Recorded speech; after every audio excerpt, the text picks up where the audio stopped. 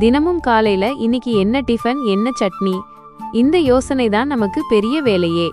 சில நாள் சட்னி அரைக்க நேரமில்லாதப்போ இந்த இட்லி பொடி தான் நம்மை காப்பாத்தும். இத நினைக்கும்போது ஒரு சின்ன கதை ஞாபகம் வருது. ஒரு சிற்பி பெரிய பாறைய சிலையாக்க சுத்தியலால் அடிச்சுக்கிட்டே இருந்தாராம். 99 அடி அடிச்சும் பாறை உடையல, ஆனா 100வது அடியில அழகா உடைஞ்சதாம்.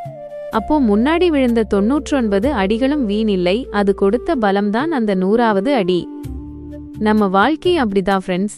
நாம தினமும் போடுற சின்ன சின்ன உழைப்பு, முயற்சி எல்லாமே என்னைக்காவது ஒரு நாள் நமக்கான பெரிய அடையாளத்தை தரும். அதனால சோர்வில்லாம நம்ம வேலைய ரசிச்சு செய்வோம். இட்லி பொடி செய்முறை. சரி வாங்க, இப்போ சுவையான வீட்டு முறை இட்லி பொடி எப்படி செய்யறதுன்னு டக்குன்னு பாத்திடலாம். முதல்ல ஒரு கடாயில 1 கப் உளுந்தம்பருப்பை சேர்த்து பச்சை வாசனை போற வரைக்கும் நல்லா வறுத்து தனியா எடுத்துக்கோங்க. அதே கடாயில 1 கப் கடலைப்பருப்பை சேர்த்து அடுப்பை சிம்ல வச்சு கருகாம வறுத்துக்கோங்க.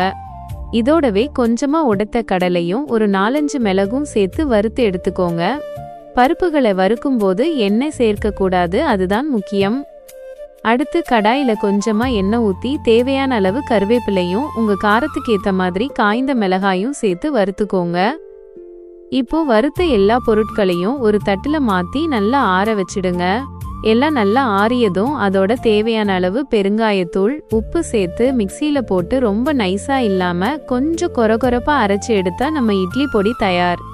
முடிவுற நல்ல சுடச்சிட இட்லி, தோசைக்கு மேல இந்த பொடியை தூவி நல்லெண்ணெய் அல்லது நெய் ஊத்தி கொடுத்தீங்கன்னா குழந்தைகள்ல இருந்து பெரியவங்க வரை எல்லாரும் தட்டையே காலி பண்ணிடுவாங்க.